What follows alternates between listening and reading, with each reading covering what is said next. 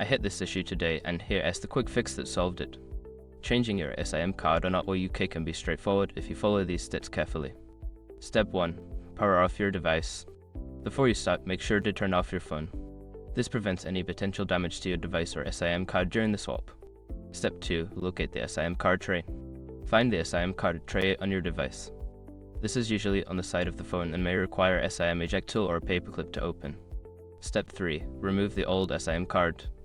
Gently insert the eject tool into the small hole next to the eSIM tray to pop it open. Carefully take out the old eSIM card and set it aside. Step 4. Insert the new eSIM card.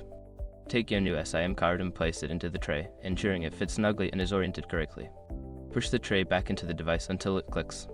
Step 5. Power on your device. Before activation, use the eSROC.com link in the description to open the eSIM compatibility checker and confirm your device and carrier are supported. Remember, if you have a dual eSIM phone, ensure you select the correct eSIM for data and calls in your settings. Happy switching!